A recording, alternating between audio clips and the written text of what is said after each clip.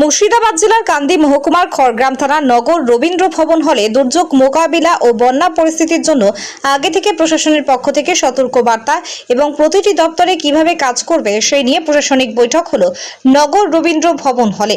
উপস্থিত ছিলেন ব্লক আধিকারিক মিলনী দাস, খড়গ্রাম পঞ্চায়েত সমিতির সভাপতি মঞ্জু আক্তারা বেবি, খড়গ্রাম ভূমি ও ভূমি রাজস্ব দপ্তরের আধিকারিক দেবনাথ পাল, জেলা পরিষদের সদস্য শাশ্বত মুখার্জি, এছাড়াও খড়গ্রাম থানার পুলিশ আধিকারিক এবং বিভিন্ন জনপ্রতিনিধি ও বিভিন্ন দপ্তরের আধিকারিক।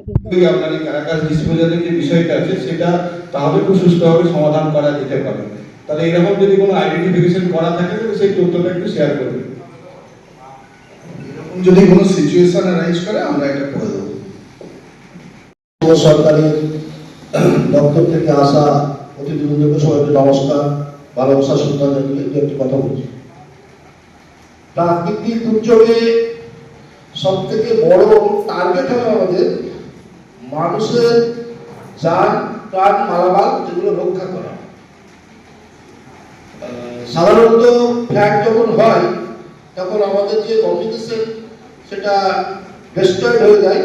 সেই ক্ষেত্রে প্রত্যেকটা ডিপার্টমেন্টের কাছে আশা করব যে তারা যেন সদিচ্ছাযুক্তভাবে এবং দুর্যোগের ক্ষতি হয়।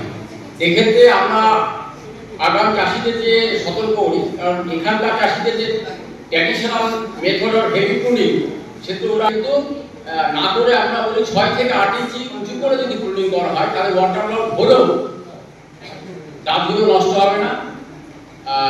কারণ মালবাড়ি প্ল্যান্টেশনের যে স্টেমটা খুবই শক্ত, খুব সহজে অন্তত 10 দিন যদি ওয়াটার লক অবস্থায় থাকে তাহলেও কিন্তু নষ্ট হয় না। কিন্তু বিপর্যয় মোকাবেলায় আমাদের কি প্রস্তুতি আছে, জেলা প্রশাসন থেকে শুরু করে আমাদের ব্লক প্রশাসন সবাই আমাদের প্রস্তুতি তো আছেই। খড়গ্রাম ব্লক তার ভৌগোলিক যে বিষয়টা সেটাও আমাদের ডিডিও সাহেব আপনাদের ব্যাখ্যা করেছেন, আমরা সবাই জানি। ছোটনাগপুর মালভূমির একদম নিচে আমরা বাড়িতে যে বেসিন ব্যবহার করি ঠিক বেসিনের মতন চেহারা আমাদের এই ব্লকে।